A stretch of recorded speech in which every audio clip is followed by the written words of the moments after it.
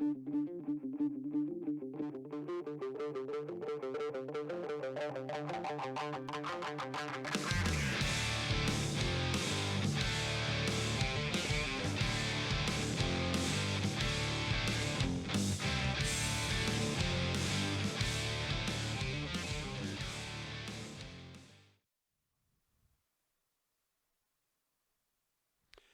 evening, high school basketball fans, and welcome into our postseason basketball show brought to you by Epic View Studios and our major sponsor, Huhtamaki Packaging. We're in the Huhtamaki Packaging Broadcast Center. The Huhtamaki Packaging Broadcast Center is wherever we are, Larry. Yes, that is. That's okay, true. I didn't know if you were going to speak there. You were just shaking your head, so I figured I'd wait and see if you would speak. But we want to thank Huhtamaki for helping us bring this great broadcast today. We're going to talk to head coach Jason Pellerin of the Lawrence boys team, and we're going to talk to Greg Chesley of the girls team. We're going to talk about the regular season a little bit. Larry and I will get into a little bit of that right now, and then we'll talk with the coaches about that. And then we're also going to have our postseason awards, which is our all-epic team, our Bingo Bango Bongo team, our all-rookie team. That's new this year, the all-rookie team, exactly. And what's new this year is we're also going to have our postseason awards that were voted on by the public and us as a broadcast team decided on, and it's the female player of the year, the female performance of the year, the male player of the year, and the male performance of the year. So let's just talk about the regular season a little bit, Larry. The girls, 17-1 record. By the way, Coach Rusty, what's Rusty's last name? Mercier. Rusty Mercier wanted us to make sure we let everybody know that 16-1 was Greg Chesley, 1-0 was Rusty and Coach Higgins. Yes. So we got to make sure we get that distinction. But another great season for the defending champions, and really put themselves in position to hoist another gold ball. Yeah, they're going in number one. They'll face Mount Blue Friday night, but they graduated 6 seniors from last year's team, and they didn't miss a beat. They really got off to a great start, played very well. They start 2 6-foot centers, and their only loss of the season was at Hamden by 2 points, and that was in overtime. So I think they're peaking at the right time, and they got to be the favorites to win it. No question. And you look at the boys team, they started out. I think they were around 500. Had a few losses in a row there. I think they started 3-1 actually.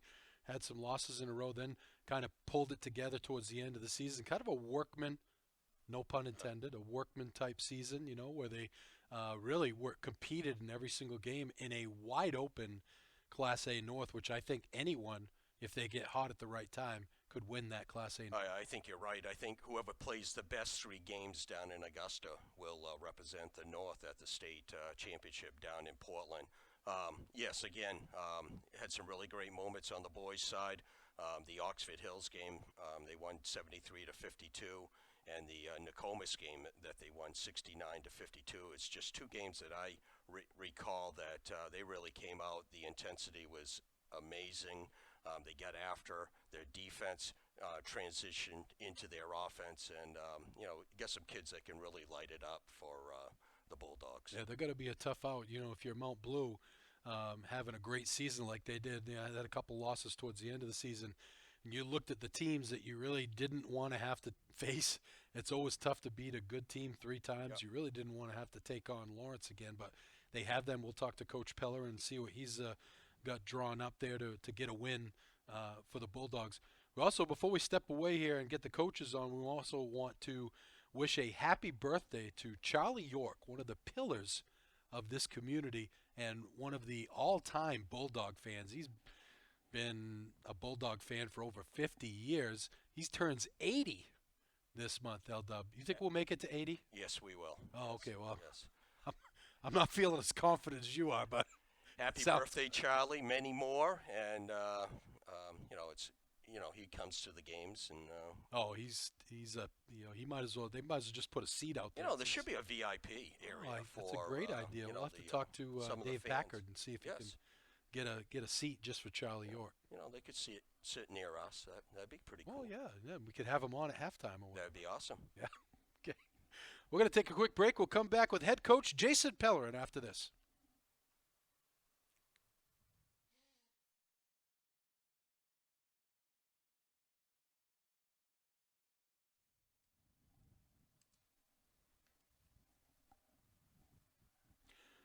Welcome back to our postseason basketball show here on Epic View Studios. Today's postseason show brought to you by Hudumaki and Waterville, where they are now hiring, looking for a new job or seasonal work starting at $21.87 an hour. Join Hudumaki, a company that prides itself in food safety and convenience. Start your career with great benefits in a company that cares about its people and sustainability. Hudumaki Inc., the makers of Chinette, bring your family back to our family. For more information, visit hudumaki.com. I'm Rick Dougal, Larry Workman over there, and we have the head coach for the Lawrence Bulldogs, Jason Pellerin, joining us. Coach, great to have you. It seems like it was 10 minutes ago we were sitting here talking about the preseason. It is crazy. At times the season feels like it can drag and it can be like a grind. But then when you look back and you just blink twice and you're at the end of the season, it's just wild how that feels. Football's got a different feel to it. Basketball, because you stack up so many games and you're playing Tuesday, then you've got a game prep Wednesday, and then you got a game Thursday, game prep for a Saturday game, and things get stacked up on you. It really speeds things up.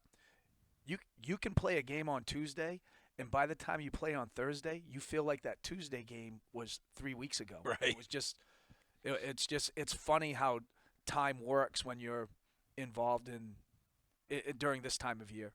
Yeah, we had a week there where we did 6 games in 7 days, and we were talking about it at our last broadcast the other day. I was like, that seems like it was a month ago, but it was less than that, so it goes by pretty fast. So we played Meso, lost here in overtime, and we're on the bus ride up to Hamden. By the time we ended the Hamden game, so that was on a Tuesday, we drove up to Hamden Wednesday night, no game prep. We not even a walkthrough.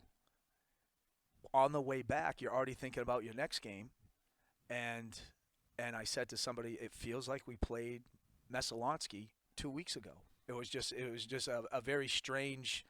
Again, basketball can get stacked up with snow out, snow days and stuff like that. So throughout your 11 years of coaching, obviously you've had weeks like that.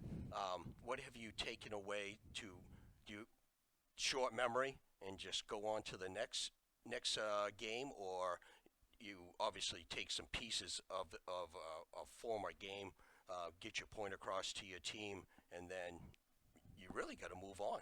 You do. It's my funniest experience was a wild game that we had here at Lawrence, where we lost to Coney on a last-second shot.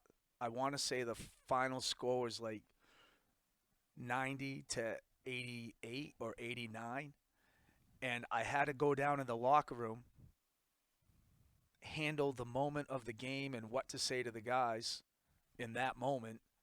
And we had Hamden, so this was in 2019. We had Hamden 2 days later, and I said, hey guys, I'll see you at practice tomorrow. We got to get ready for Hamden. I mean, what else can you do you've got to put that behind you, and then you got to get ready for a completely different team in Hamden. And to the guys' credit, we ended up beating them on a Saturday afternoon here that really put us in a good spot going into the tournament.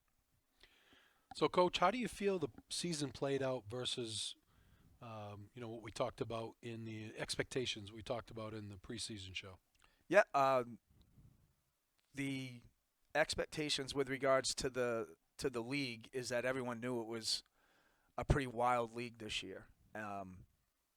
And it lived up to that too. It did well, yeah. And everybody said that Hamden was going to be head and shoulders, and they're very good, and they got better defensively as the year went along. You could really see them get locked in defensively on teams. But everyone said they were head and shoulders above us, and they they are very good and they're well coached, and they're the number 1 seed. But I don't think everyone has that feeling that they're unbeatable. I think the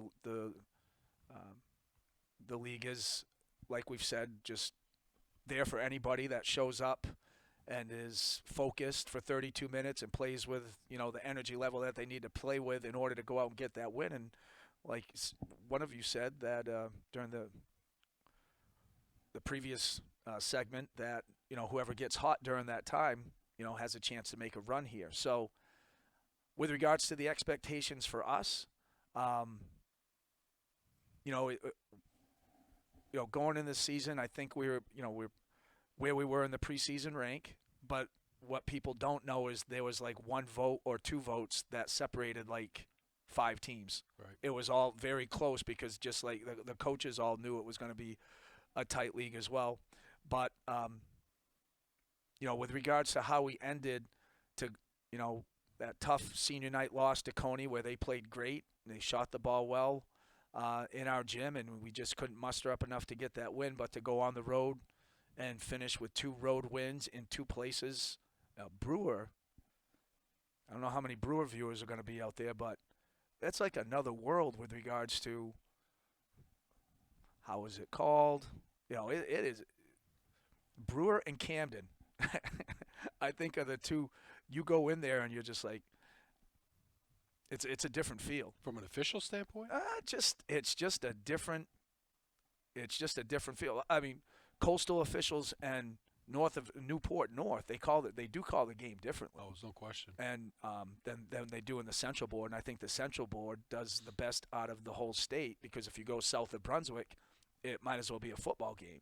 Yeah. And you're wondering, when are they going to blow the whistle? Right. I think the Central Board officials do a great job of creating that balance. But we ended the season strong. Big comeback win against Skowhegan that had no bearing on how the season was going to end. We were out, both Skowhegan and ourselves were locked in, and it was just 2 rival schools just going at it to end their season. And I thought that I was just really pleased with the guys. I think as the season's gone along, we've become an exceptionally resilient team. We're not afraid of anybody. We've come back on everybody. And, sometimes you finish those. Sometimes you don't. It'd be nice not to get behind, in some of those games, or at least keep it closer. So when we make a run, our fourth quarters, if you look at our stats, our fourth quarters have been very good this year. I think we're a +3.5 or +4 over the course of 17 games. And when you're looking at a record that's 8-10, that's actually relatively impressive. And I give a lot of credit to the guys' competitiveness and their resiliency to just battle through everything. No question. I think looking at the conference is, I don't think anyone's afraid of, in the last couple of years you had Nokomis 2 years ago. It was Nokomis and everyone else.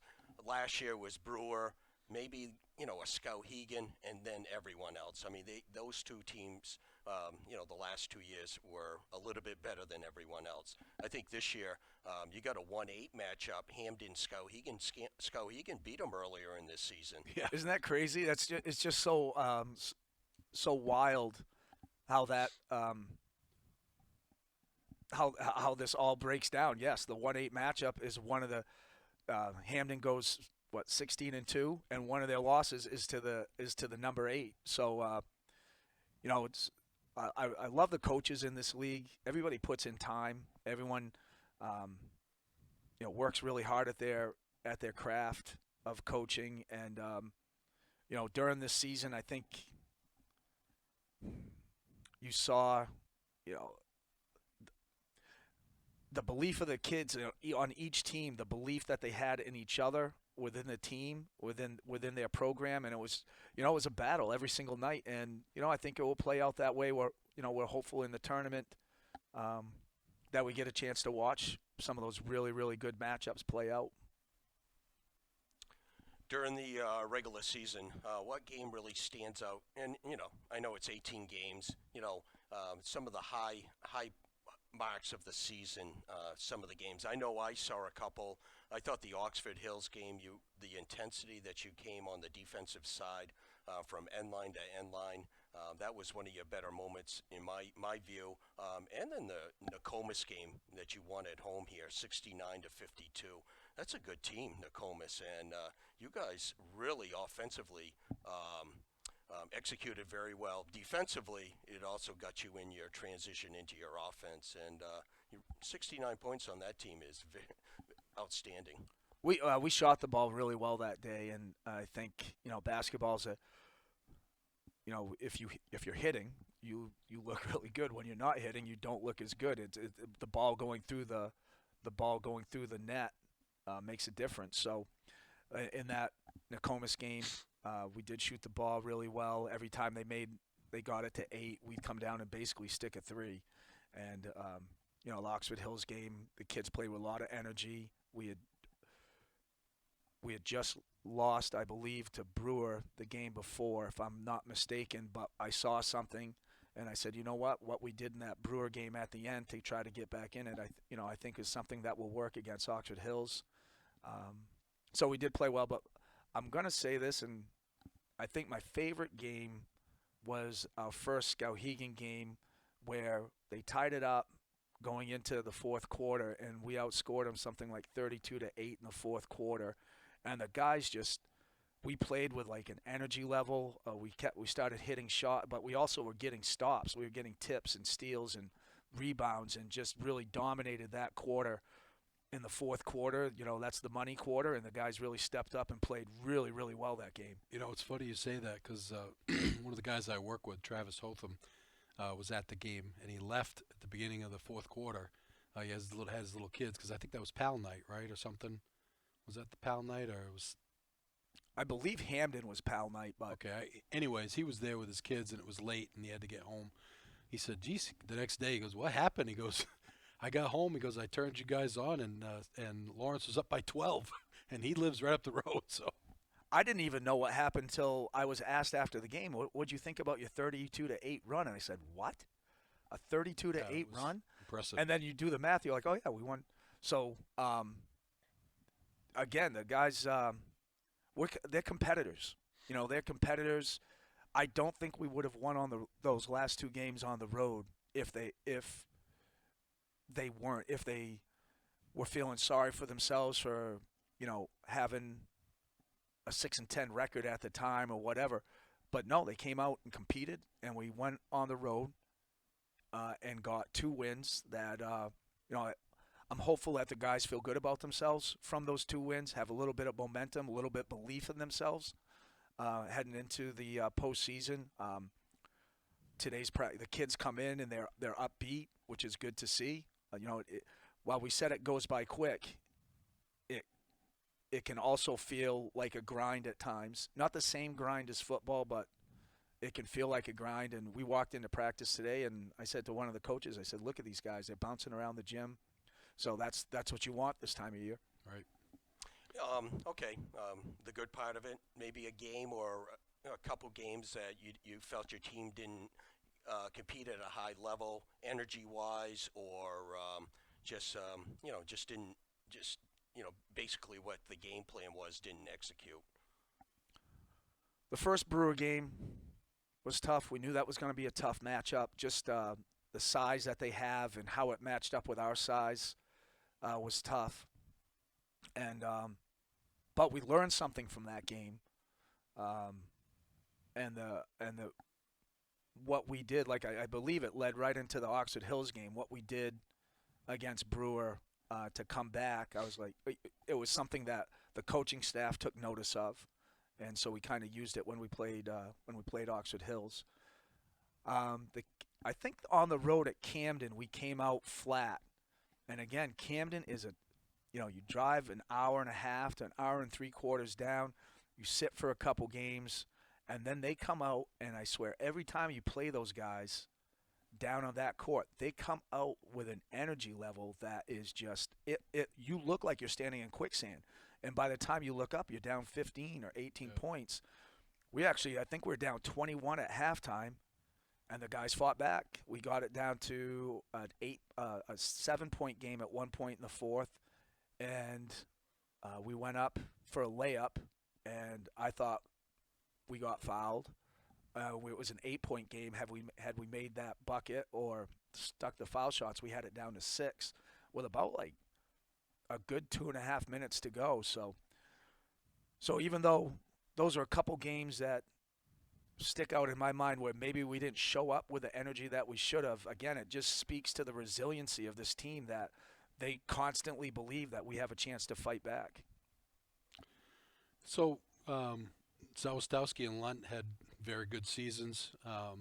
Any other players that stand out that I know the expectations we were kind of talking about at the beginning of the season about Zeb Hanna coming back to play. I really thought he gave you some great minutes. And then I thought throughout the year, Kurian seemed to really kind of grow into his role and started to look for his shot a little bit more and really started to improve. Would you agree with that? Yeah, I'd also agree that Mike Hamlin is very underrated in what he brings from a total game perspective. There was a game where he had I don't know, 5 or 7 points, but he had 9 assists. Mm-hmm. He's usually, the job that he did on Wolfington, he held him to 9 points. Wolfington had 24 points against us up at Hamden. Wow. And a lot of that was just Mike being put on. Mike's also he's bringing up the ball more now. And that, I was just talking to Cole about it today. I think that shift has allowed Cole to be able to explore his offense a little bit more. Mike's handling the ball more, so he's getting more touches for decision making. And, I think a lot of the guys have had some strong contributions. Yes, Zeb has had some outstanding games. The one down at the Civic Center was wild. I think he had 14 points in 6 minutes. Right. The game that he just had in Skowhegan, he hit some pretty tough shots coming down the left-hand side, shooting with his right hand off the glass and almost like a full sprint. That's not easy to do. No. And he hit not just one, he hit 2 of those during a big stretch in the fourth quarter where we were finishing off our comeback and or taking the lead. Mm-hmm. So he's played. Cole is playing really well right now too. So we think that and Brandon Watson is bringing the energy level that we know that he can bring, and did some really nice things at the Skowhegan game. I want to say he had double digits at the Brewer game. Off the top of my head, there's a game recently where he got into double digits, which was good for his confidence, but good for us within that game. So I think a lot of the guys are playing their best ball right now. Cam Blodgett comes off the bench and gives us quality minutes and had some buckets for us in a game. I think the first Brewer game when we were behind, he actually came in, stuck a couple shots. And so, anyways, I like the grouping where we're at. I like how they're playing, and we just have to be ready to go Saturday afternoon. Yeah. Lucas Proctor, is he out for the season? I think he had a doctor's appointment today. He's supposed to meet with his orthopedist today, so we'll find out maybe a little bit more. He believes he's improving, but we really don't even know what the injury is yet because he hasn't had an MRI. So we'll see where he's at. He was really starting to come along. A lot of confidence in his outside shot, but it was his defense.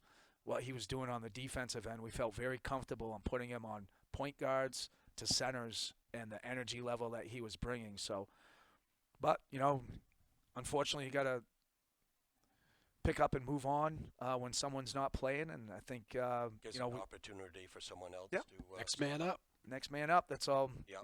It's tough because they're high school kids. Next man up. I like it in the pros.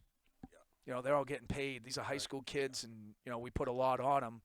But they're 15, 16, 17, 18-year-old kids that are gonna make mistakes, that are gonna sometimes not bring the focus that you hope. But you just try to get the best out of them every day. And so yes, it's next man up, but because you don't have a choice. But I think we've done okay. I think I like what we've done with our rotation a little bit, and we're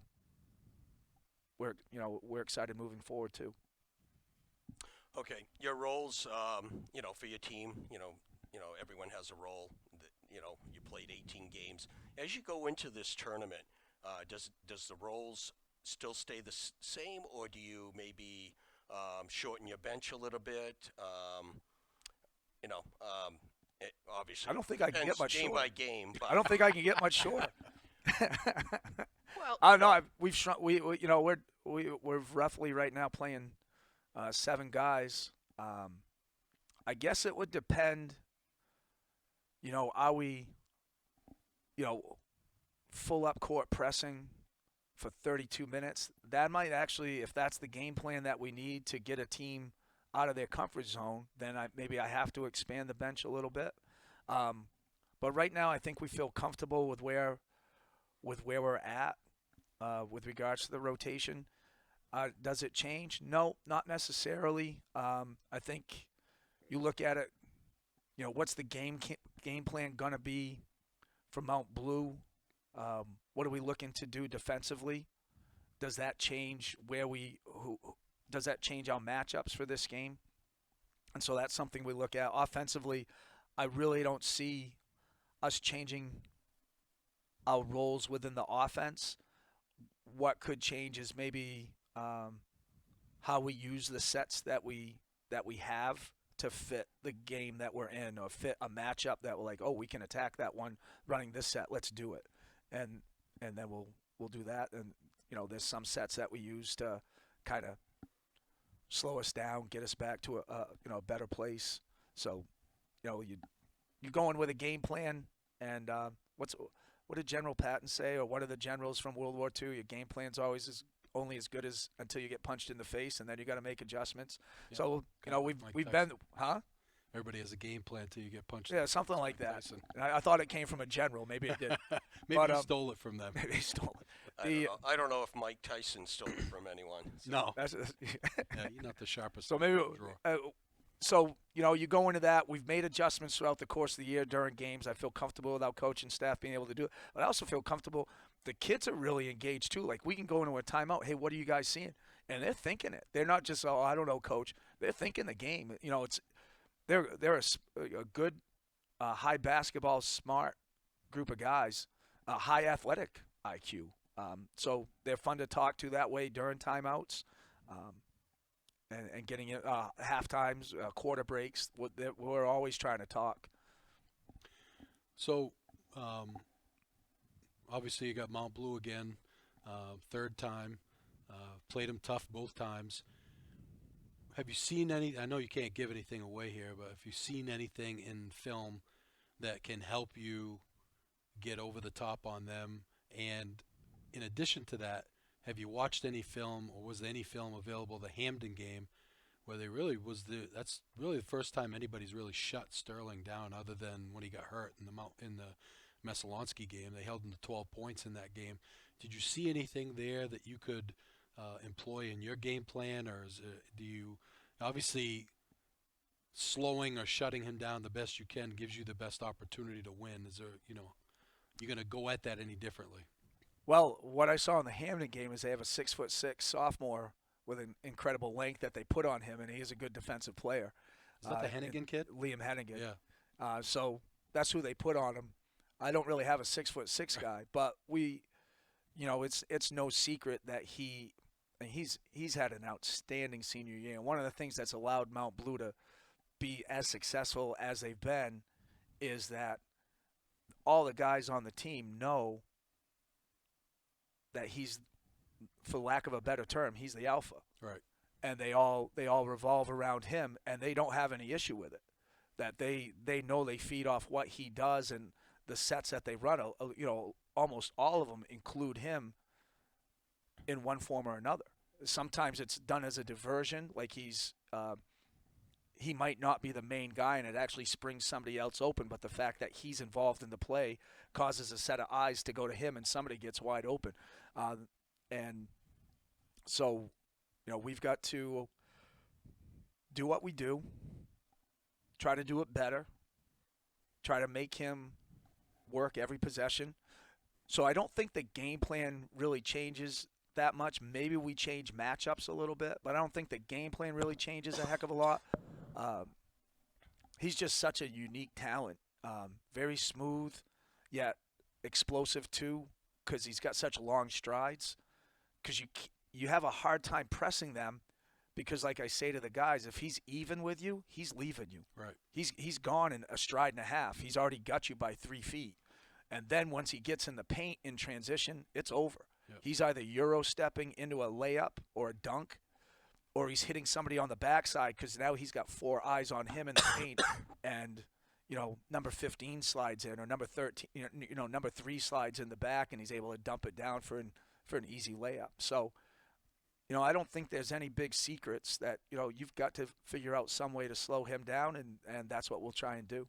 Well, plus he's a heck of a defender. Is he going to be? Did he guard Zawistowski in the last couple of games, or? In the first game, he started on Dane, and then Gavin went off in the second quarter, so he switched to Gavin in the second half.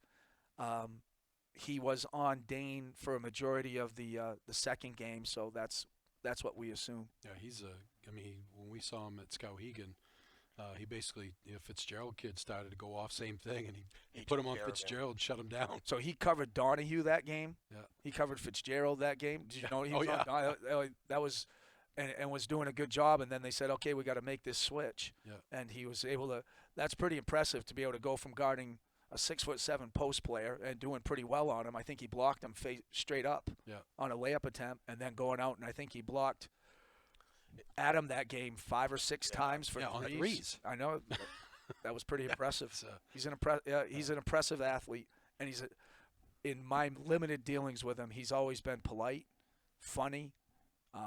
He seems like a good kid. Yeah, there was an incident towards the end of the Skowhegan game that I wasn't happy about, and I as I typically do, I gave my opinion unedited. So, hopefully that was just a one-off, and it wasn't something that because everything else leading up to that, I loved how the kid played. He played hard, and he was, he didn't take any plays off defensively, and especially, and but I didn't like that at the end, but I think he's the best player in Class A North. There's no question about that. I think that I think from being around kids for 21 or 22 years now, I try to hold off judgment of a one-of incident, and I know the incident that you're talking about. I try to hold off. I try to, if there's a pattern, then maybe right. I look at a kid a little bit differently. Both on my team and on other teams. So, from like I said, with all my dealings that I've had with him, he's been funny, quick with a smile, polite, just respectful. Yeah.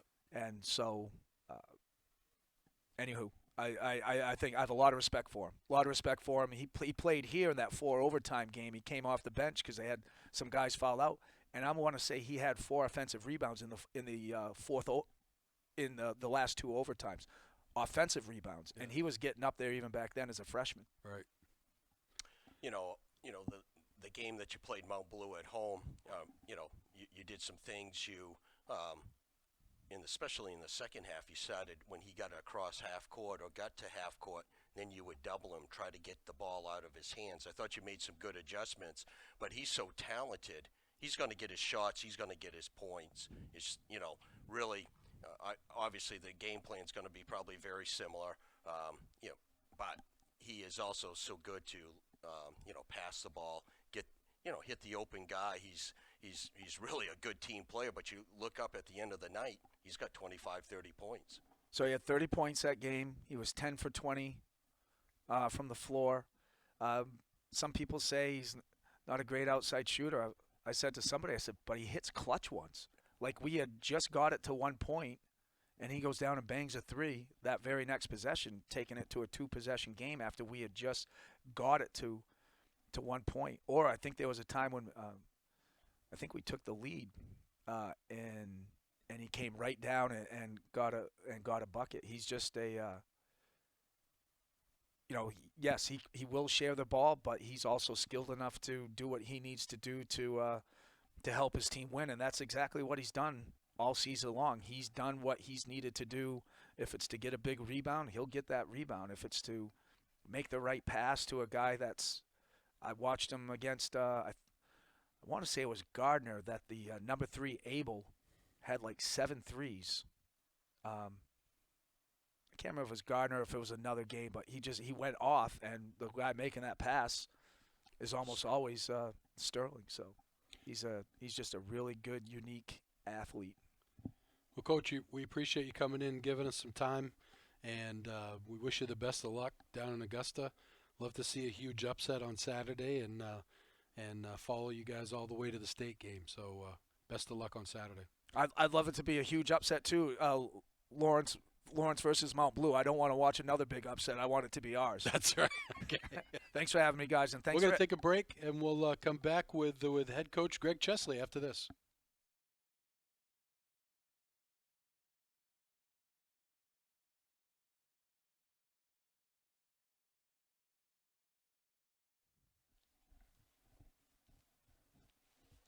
Welcome back to Epic View Studios postseason basketball show, brought to you by Huhtamaki Packaging. We're at the Huhtamaki Packaging Broadcast Center. As I said before, Greg, you weren't here. Wherever we are is where the Huhtamaki Packaging Broadcast Center is, by the way.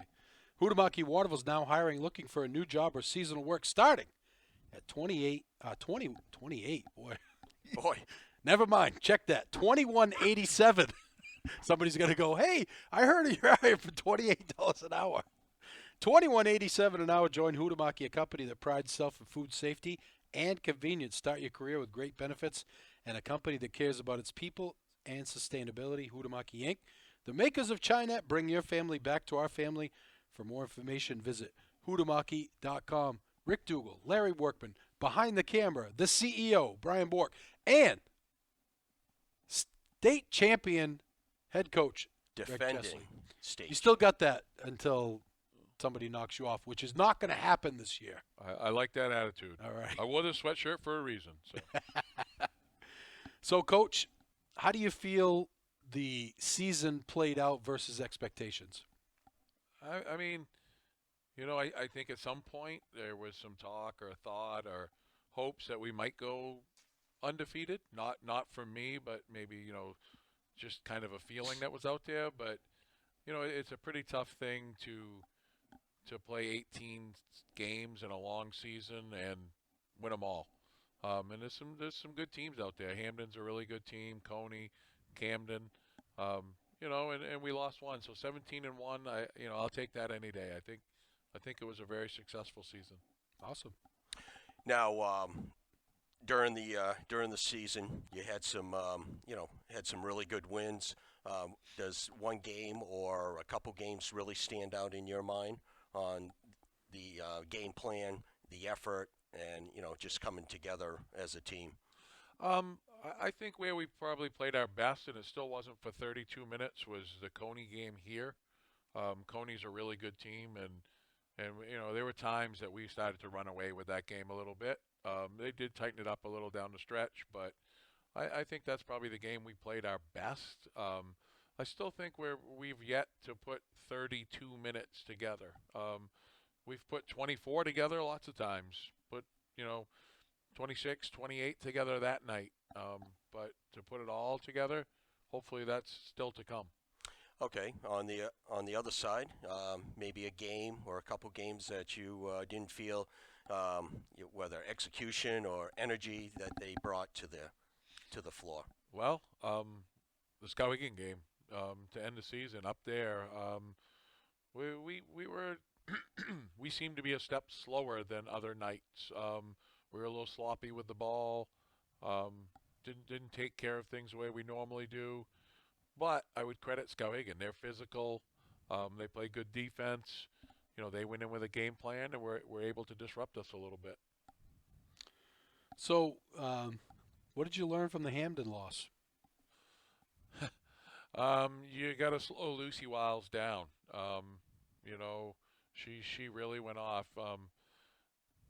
We have one right now, Maddie Provost, who's a great mid-range shooter. But Lucy Wiles is a phenomenal mid-range shooter. And she was we really kind of ran her off the three-point line. And we were ready to help in the lane, but she would pull up from 12 or 15 feet and stick it. She had a great game. You got to slow her down. And our shooting percentage wasn't great that night. We played hard. We played well. We just didn't put it in the basket as much as I'd like. the Hamden game at home, Wiles had 21 points against you. I thought that was, Elkins is really very physical. Defensively, she's one of your better people on the floor, and she had her hands full against Wiles. Wiles, an outstanding ball player. Excuse me. Yeah, she is, and she knows how to use her body well.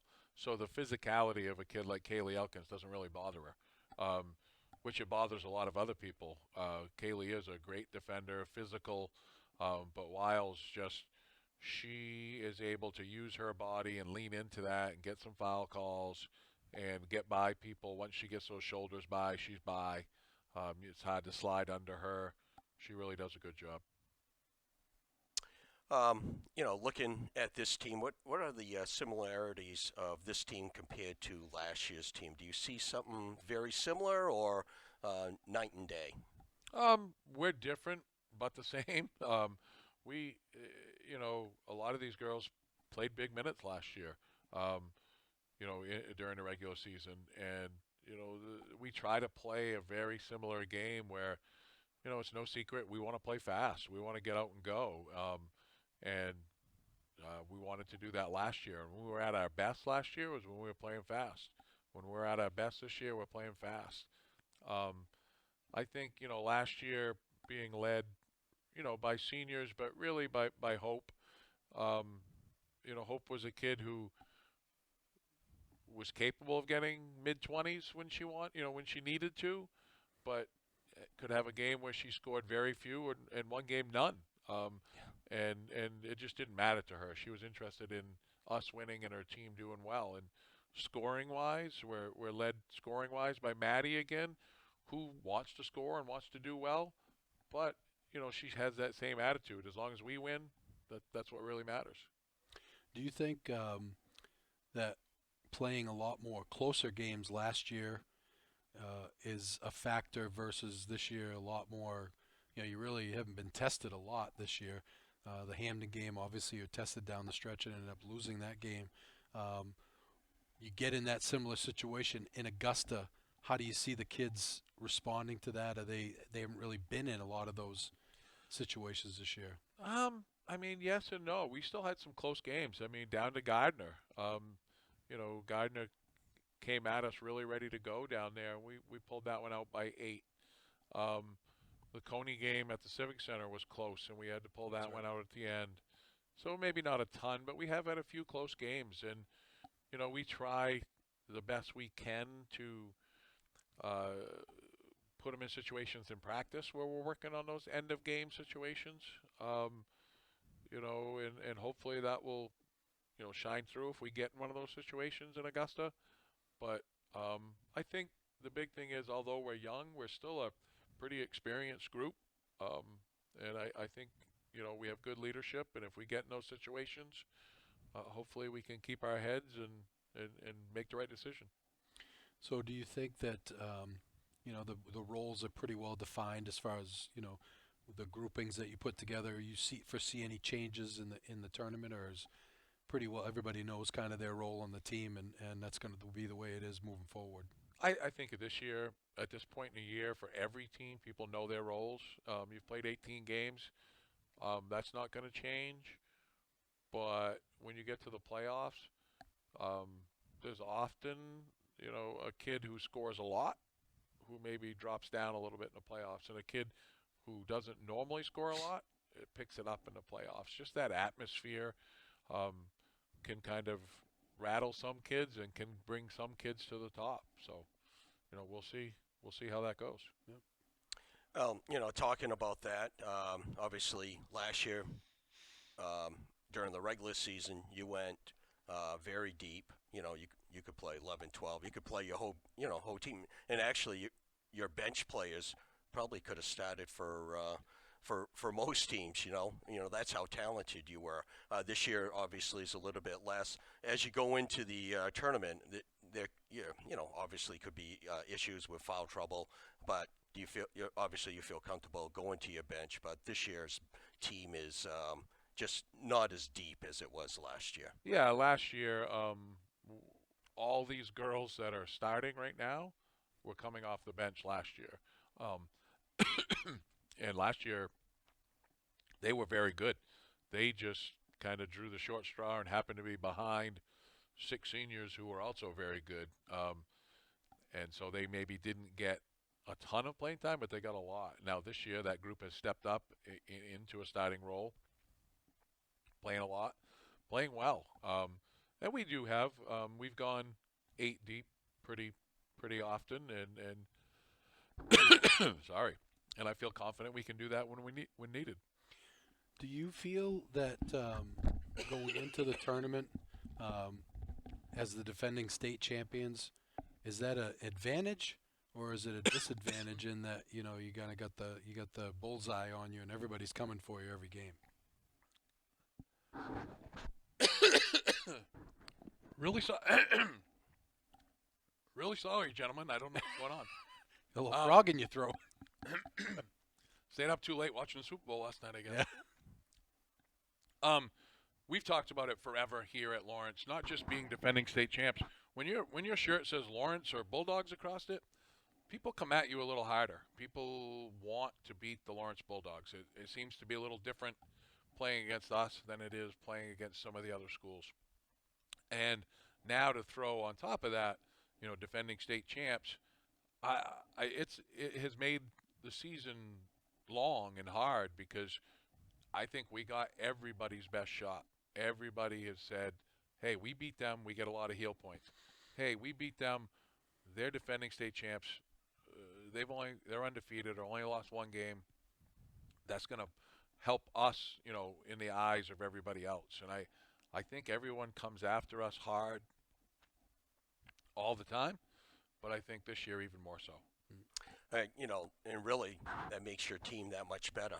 And, because they have to be prepared every single game because, one, they are the defended state champs and, everyone does have you guys do have the bullseyes on you. But, these kids are comfortable playing down in Augusta. The stage will not be too big for them. No, it won't. But also, we talked about it tonight a lot. When you get off that bus, we've all been in the Civic Center. We've all been in there to watch a game, but we haven't all gone there to play. You get off the bus at the back entrance, and you come in a different way, and they stop you, and it's pretty formal about, hey, who are you? Here's your badge. They're very particular about how much warm-up time you get, how many basketballs you're allotted, when you're allowed out of the locker room. All that stuff just, it can get to you, and it can bring the nerves out. And some of our kids that have played there and played there a fair amount will be nervous Friday. We try to, the phrase we're trying to use is be excited, not nervous. Feed off that the way we feed off the Folsom Gymnasium crowd. Really feed off that atmosphere and let it fuel you to do better instead of being nervous. But I fully expect, especially Friday night, that coming out of the gate, we're going to see some jitters and some nerves. Do you think, too, that it's okay to have a little swagger? Probably supposed to say no, but we better. Yeah. We better have a little swagger. I mean, defending state champs, come and get us, right? And that needs to be our attitude. You still got to go play. Yep. But you need to enter the game feeling like, we are defending state champs. We've been here. We've done this. Nobody else here has players that have played as much on that court. So don't be nervous. Go out and be excited and go out and show them who the Lawrence Bulldogs are. Right. One question. Obviously, one of the basketball teams in the state's getting a lot of publicity on running up the score, Oceanside. How do you feel about that? What your views on running the score up? Have you seen it in your coaching career? And what's your thoughts on it? I've definitely seen it. I've been on both sides of it. I've been on some teams or been a part of some teams that have taken it on the chin, and I've been a part of some teams who have won by big numbers. I haven't seen the Oceanside boys play to really comment, knowledgeably on it. But talking to people who have, most nights they rotate people through and play a lot of kids who just happen to be better than the teams they're playing.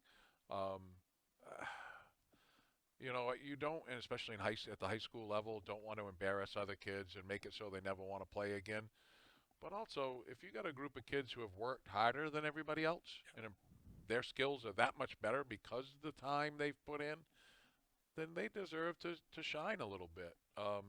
You know, there should be a fine balance, but I've talked to a lot of people. I'm not big on saying, okay, let's pass it 5 times. Let's only shoot this kind of shot.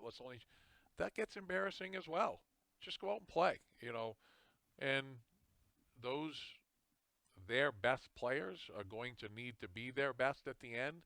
And if he takes them out after a quarter and a half, 2 quarters, they're not getting the playing time they need to be the best they can be at the end. They're going to have to play into the third quarter. Maybe, you know, not the fourth quarter, but at least 3 quarters of the game and make sure they're fine-tuned and ready to go.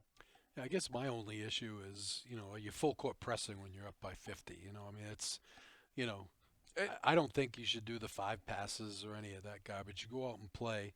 However, I don't think and I think that's some of the complaints out there is that, you know, they're still full court pressing in the fourth quarter when they're up 50 or 60. And, you know, I think that's a little over the top. And I'm not one to say, oh, let's make sure it's fair for everybody, because it's varsity basketball. You play better, right?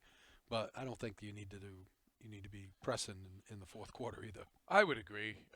Pull the press off. If, you know, I kind of use a rule of thumb depending on the time in the game. But to start the game, if we're pressing, we like to do our 2-2-1 press a lot. You know, if we get up by 20, I will pull it back a little bit. And if it starts to get closer, put it back on. But, you know, I don't think a lot of us understand how hard kids have to work to be that skilled. And so these kids at Oceanside, they not just, yeah, they have some God-given talent, but they've worked hard. They've put in hours that a lot of high school players don't understand. And, you know, I just think they deserve the opportunity to go out and show people what they've done. They've worked hard. They should be able to go showcase that.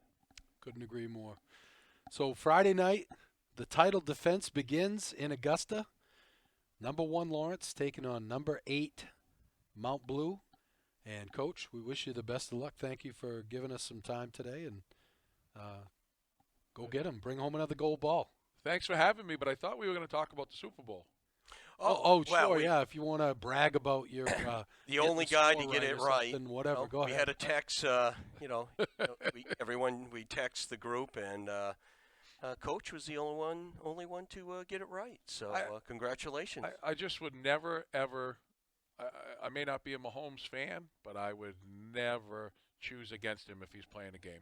Yeah, and you wouldn't choose against Taylor Swift either, right? Oh, you know. I know you're. Hey, I'm a Swiftie deep down. You know.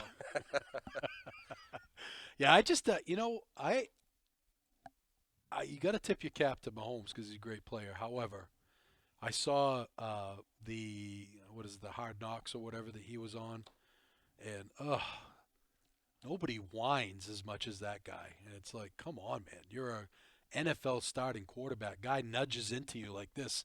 You don't cry like he Tom punched Brady. you in the face. It's just, and the whole, you know, the other thing that bothers me the most about it is all the adversity that we had this year, and we're total lack of respect. And it's like, whoa, wait a minute.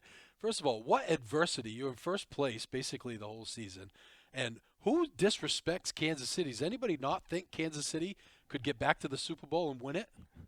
Well, I just don't like them. It's not that I don't think they could do it, but well, I mean, come on, enough already with the disrespect. That's what champions do, Yep. but not this champ.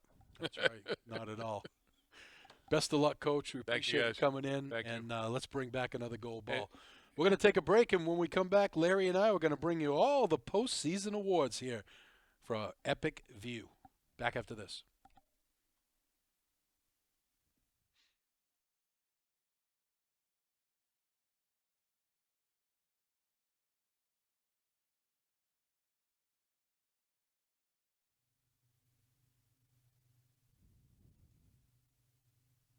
Welcome back to our postseason basketball show. Rick Dougal, Larry Workman, and Brian Bork. Let's get to our postseason awards, L-Dub. By the way, the show brought to you by Hutamaki Packaging. We're in the Huhtamaki Packaging Broadcast Center here. Let's talk about our all-epic team. We're going to start with the boys. Number 1, Zach McLaughlin, the senior from Hamden, had 25 points against Skowhegan in a 67-55 loss. He also had 19 points in a win against Lawrence, including 9 in the decisive fourth quarter. Yeah, Hamden just coming down from Double-A. Really, they were picked to win the conference, and they actually did finish first, and they are the number 1 seed going into the tournament. Zach McLaughlin, everything that was advertised about him really runs the show. Unfortunately, he hurt his ankle, and he's missed the last few games, but Hamden's been playing some really good basketball. Yeah, they have been. And they're only getting stronger. Yep. Okay, next one up on the all-epic team. These are guys that we just saw during the regular season. And the next one is Adam Fitzgerald, sophomore, Skowhegan. Adam put in 25 points, including a bango, and a bongo in a upset win over Hamden earlier in the season. The bingo, bango, bongo is three-pointers in a quarter. Just a fine-looking sophomore that we called him the parking lot because he's ready to shoot when he gets out of the car in the parking lot and or off the bus, and just a fun athlete to watch, and got 2 more years of him to see. Just a sophomore too, exactly. Next up on the all-epic team, Ryan Donahue, another Skowhegan player, a senior. Ryan had 24 points, 12 rebounds, and 3 blocks in that upset win over Hamden. He also had a huge game against number 3 Messalonsky in a game they lost at the buzzer. He scored 23 points, had 10 rebounds, and 2 block shots. The kid is chiseled, 6'7", 265, 270, whatever. I wouldn't want to play against him. And he also does it in the classroom. He won the an academic award for the state. There's only 10 athletes that get them, and he was one of them. That's so impressive. In the classroom, on the court, and that Missalonsky game, he really controlled the Smith kid. Yeah, he did. Merrick Smith, the 6'10" center for Missalonsky. He shut him down, but that was a great performance for him. Next up is, for Lawrence, Dane Zawistowski, the Z-Man. Dane had a career-high 33 points, including 7 3-pointers in a 69-52 win over Nokomis. The Z-Man also cracked the Bingo Bango Bungo Club 4 times. That's the most ever. I'd say you said he rewrote the record book. We're going to talk about him being in the Hall of Fame because that's a 4-year. You got to wait 4 years before you can get into the Hall of Fame. Yes. Yeah. He also had a Bingo Bango Bungo Bingo.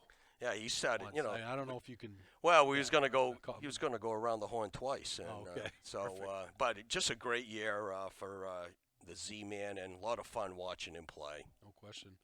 Next up, Evan Sterling, one of the best players, if not the best player in Class A North, the senior out of Mount Blue. He had 35 points, all 17 points for Mount Blue in a decisive fourth quarter in that 70-58 win over Skowhegan. He also had 30 points in a 61-55 win over Lawrence here, a game you called. By yourself. A very impressive call, by the way. Thank you. Thank you. So Evan Sterling also on our all-epic team. Yeah, just, he does it on both sides of the floor, offensively, defensively, and he is the best player out there every game. No question. Next up is, for Lawrence, it's Gavin Lunt. He's a senior.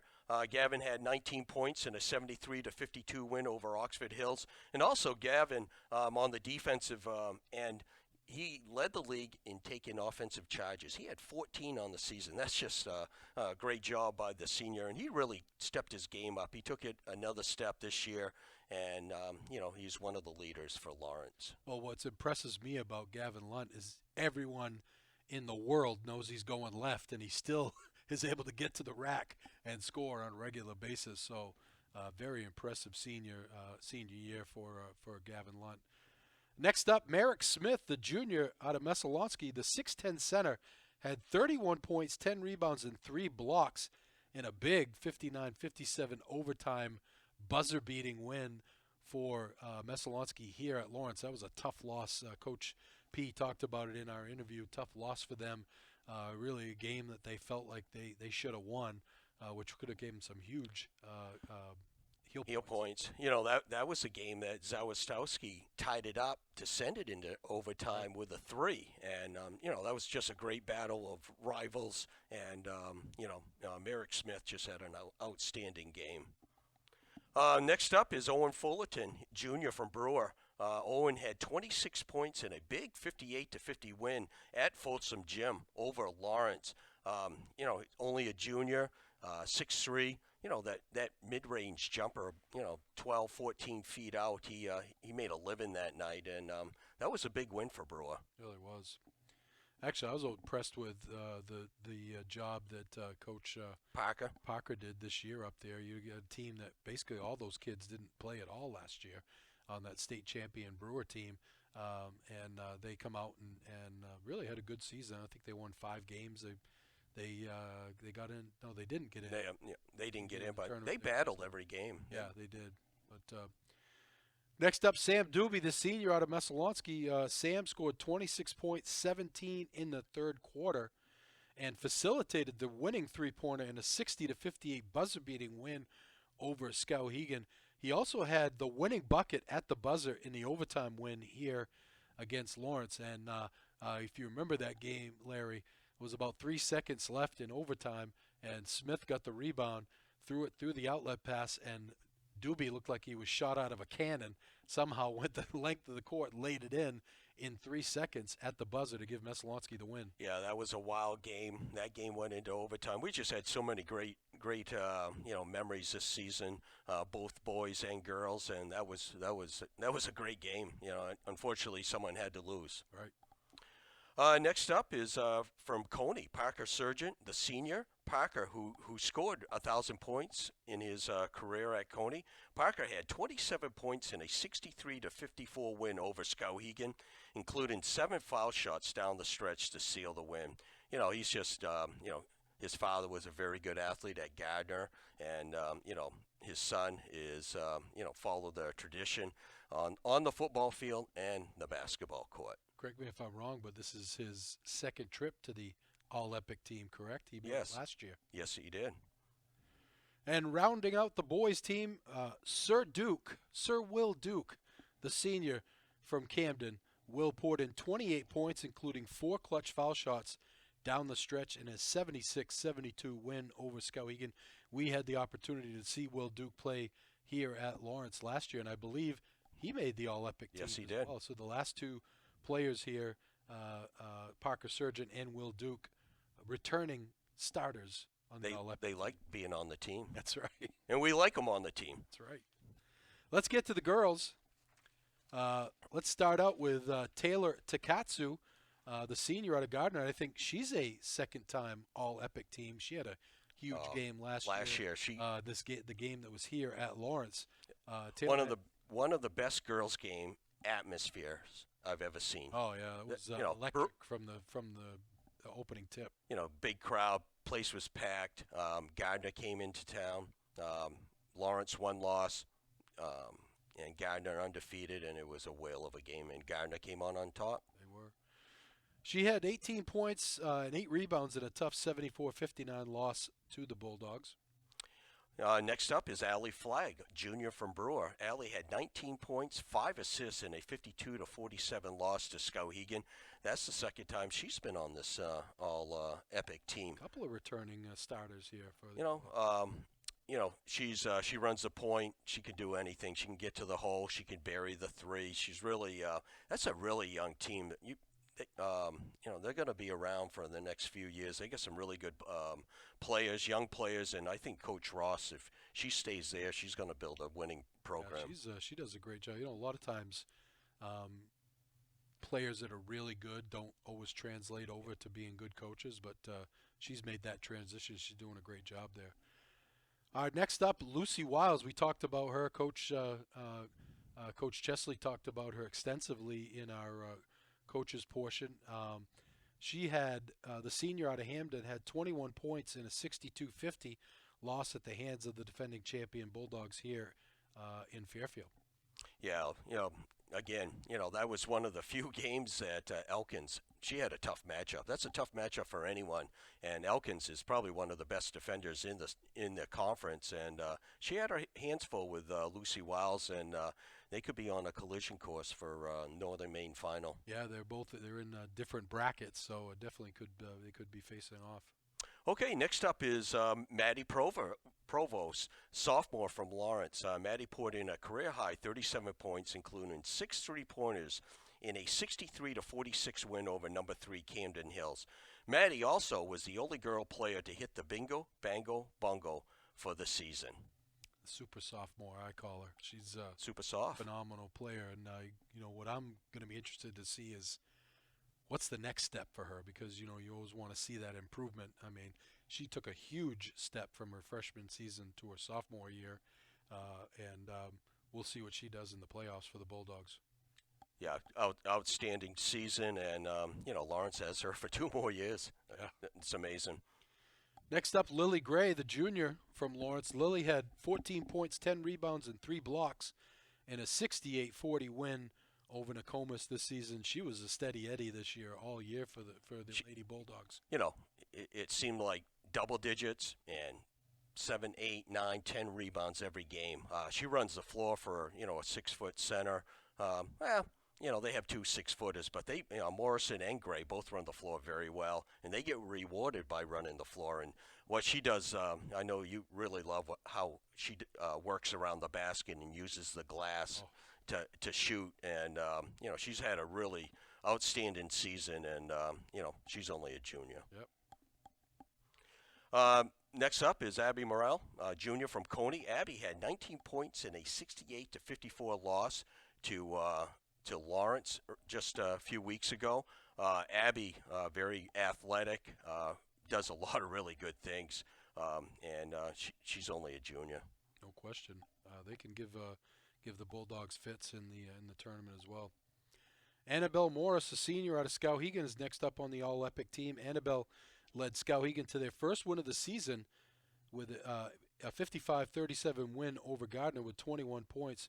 She also led Skowhegan with 17 points in a 47-38 loss to the Bulldogs here on senior night.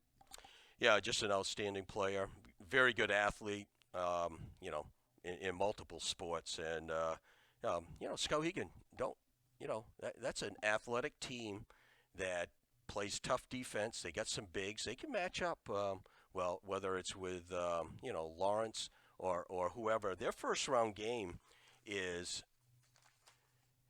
against Camden Hills, and they lost both games, but they were really close games. But don't count out Skowhegan. They have enough athletes to pull that off. No question. They've been there before. And the last one is Mara Van Ozen. She's a senior from Waterville. She scored a team-high 31 points in a 55-31 win over Oak Hill. She basically almost outscored the opponent.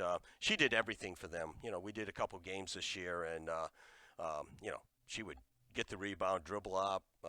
If they were pressing the other team, she would break. Be in the middle, breaking the press, or dribbling out of it. She's just very young squad over there, but she had a whale of a season. So let's get to our Bingo Bango Bongo Club. Again, as Larry mentioned earlier, the Bingo Bango Bongo is 3 threes in the same quarter. So it's a very exclusive club. Not easy. Sounds easier than it is. And we've had several this year where, there's a Bingo Bango, Rick, that Larry would say. And then there was no bongo. Yep. But we had 4 players get into the Bingo Bango Bongo Club, which is 2 more than we had last year. And we're going to start it out. Maddie Provost, the only female, the super sophomore out of Lawrence, had her Bingo Bango Bongo in the second quarter against Coney and had 5 in the game, finishing with 21 points. Yeah, she was one of those players that seemed like she would always get 2. And she couldn't just get into that club, but she finally did it against Coney late in the season, and she's part of the club forever. And the other thing that's frustrating about that, you coaches out there that are watching, if your player has a Bingo Bango, you can't take him out with like 2 minutes left in the quarter. You got to leave him in for the chance for the bongo. Well, Coach Tom Netto actually ran a play for Adam Fitzgerald. Oh, did he? Yes, early. He was. The kid could shoot, and he ran a few. Running off a couple screens, and he Got him the bongo. he's my coach, Oh, okay. Tom. Next one is Jackson Height Jr. from Skowhegan. He did that in quarter number 2 against Mount Blue. He finished the game with 3 3-pointers and 13 points. He had a nice season up there. His role was rebounding. He is, obviously you got Donahue and Fitzgerald that, scored a lot of their points, but he was their third scorer. And, he did a lot of the, hard hat, work that rebound the dirty things that, teams need. And Jackson Height is on the Bingo Bango Bongo Club. Adam Fitzgerald, sophomore out of Skowhegan. We call him parking lot because he's open when he gets off the bus. Third quarter in the upset win over Hamden was when he hit his Bingo Bango Bongo, and he had 5 in the game, finishing with 25 points. And there was a couple, dare I say, that were 26, 27 footers. His range is just incredible, and he got really hot that game, and led to a big win early in the season, and they're going in number 8, and Hamden's number 1. They know how to beat them, Right. so that number 1-8 matchup isn't your normal 1-8. And the last one is we're going to give it to, we're not going to give it to him. He earned it. Dane Zawistowski, the Z-Man, senior Lawrence. Z had four in the season. His first one was the first quarter against Brewer. His second one was the second quarter against Oxford Hills. His third one was the fourth quarter against Skowhegan. That's when Skowhegan had tied the game up in after Right. 3, and Lawrence went on a 32 to 8 run in that fourth quarter, and Zane got hot. He had 4 in that game, and his last one was in the fourth quarter against Coney. He finished with 7 threes on that night and 30 points, and that was another game that he shot Lawrence back in the game and really made it a great game that Coney actually pulled out at the end. That's it for our Bingo Bango Bongo Club. Let's go to the all-rookie team, Larry. These are, again, players that we saw, whether it was us or Greg or Josh, throughout the season that really stood out that are freshmen. So not sophomores, just freshmen for the all-rookie team. Kate Adams is the first one, freshman out of Hamden. Kate had 9 points on 3 3-pointers in that 62-50 loss to Lawrence. Yeah, she's, she got good minutes. She hit some threes. Just you could tell she's going to be a ball player, and she's going to be around for 3 more years, and she's going to probably make some other lists. She might get on the Bingo Bango Bongo. Yeah. The next one is a girl from Camden, Tia Luca, freshman. Tia poured in 17 points. She had 4 threes in a 63-46 loss at the hands of the Bulldogs, and she played a lot of minutes. She is a really good ball player. She doesn't look like a freshman out on the court. Her IQ is very, very high for a freshman, and there's going to be really good things for Camden. Camden's another young team, and there's a lot of young teams on the girls' side. There's going to be some really good basketball the next 2 years. No question. And our final all-rookie team member is Trace Moody, the freshman out of Gardner. He had 12 points on 2 threes, including the go-ahead 3 with 26 seconds left in regulations. I'm not sure how many freshmen would have the Keones to take a 3 with 26 seconds left in the game. Gave him the lead, and then I believe Gavin Lunt hit the step-through to give Lawrence the win late in that game. Yeah, this is another kid that, Gardner, played a lot, and he was on the floor at the end of the game. So it doesn't matter if you start or not. It's the last, few minutes of the game, who's on the court, and he played some big minutes down the stretch for Gardner. Finally, we have some new awards that we came up with this year, and this is kind of a culmination of not just what games that Larry and I saw, but also we talked to Greg Glynn, who does most of the Skowhegan games, and then also Josh Hunt, who did a lot of the Waterville games. And we kind of all came together and we said, okay, let's come up with female player of the year, female performance of the year, male player of the year, and male performance of the year. Well, let's start with the boys. We saw him. Greg saw him. I think everybody, there's no question here that he is head and shoulders above everyone. Probably averaged about 28 points a game. As I said earlier, several games he just took over in the fourth quarter. One in particular we saw, Skowhegan. He scored all 17 points for Mount Blue, and that is the senior Evan Sterling. Yeah, just a great performance, and he's just as good on the defensive side too. And usually a lot of times your best offensive player, doesn't work hard on the defensive end. Well, that's not the case. Evan Sterling is the best player on the offense and defensive. Well, in that Skowhegan game, he just took over defensively in the third and fourth quarter too. He shut down Fitzgerald. He was having a big game. He had like 3 or 4 blocks on 3-pointers. Yeah, and earlier in the game, he was covering Donahue right down low, a 6'7" guy. So he can do it on both ends, and much deserving Evan Sterling. And our male performance of the year, we spoke about it earlier. We talked about it in his All-Epic mention team. in the All-Epic team, but he also led the Lawrence Bulldogs, averaging 18 points a game. We call him the Z-Man, Dane Zawistowski. That performance, 33 points, his career high. He had 7 threes, and he had the bingo, bango, bongo, and he was on that club 4 times during the season. So, but that one game, that 33 points and a 69-52 win over Nokomis was early in the season, and really set the tone that he was going to be the leader out there, and he was the go-to person for Lawrence. And on the female side, our female player of the year, probably no surprises here as well. Maddie Provost really took her game to another level. Last year she had some significant minutes in that state championship run by Lawrence. I remember we were invited to the banquet. We sat in that banquet, and Greg got up in front of everybody and said, hey, this is what it's like. This is what it takes to win a state championship. Now all you, and he pointed to all the underclass girls that were sitting in the crowd, you know what it's going to take, and you need to step up your game. And Maddie Provost heard that message. She took her game to another level this year, averaging to almost 22 points a game.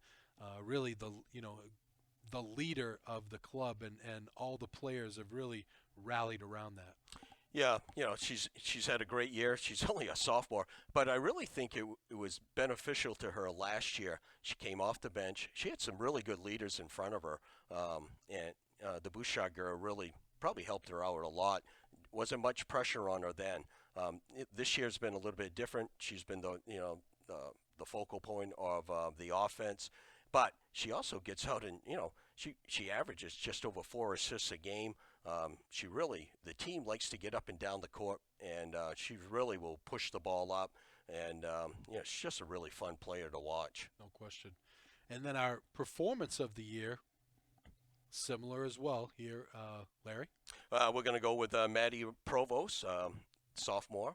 She poured in 37 points, and she had 6 3-pointers in that game, a 63-46 win over Camden.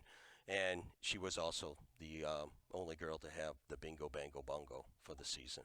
Just an outstanding year for Maddie. The great news about that is Brian has some beautiful certificates that we're putting together for these winners. And we were going to be looking to present those to the winners. At some point, we'll reach out to Mount Blue, and Mount Blue will be the only one we'll have to reach out to that we haven't really talked to, but also we'll get at the Lawrence banquets and hand those awards out. But another great season. Had a lot of fun. Really taking our, as a company and as a broadcast company, taking it to the next level. Brian's made some significant investments in this company. We have the new instant replay that we had this year, which I thought we had little bugs in the beginning of it. We kind of got a roll going towards the end of the year. We got some great camera guys in Eli Poulin and Gage. Also Brian, when he feels like coming out of the CEO office and running the camera again. He comes out and steps in where he needs to. Greg Glenn doing a great job with the Skowhegan sports as well as the hockey. And then Josh adding him over in Waterville. Really, things are coming together for the old Epic crew. Yeah, great year. Again, thank you, Brian. And thank you, sponsors. Couldn't do it without you.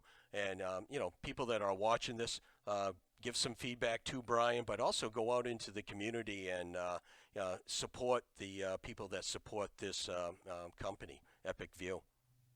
No question about it. So I want to thank Brian for twisting all the knobs and pushing all the buttons and making us look good.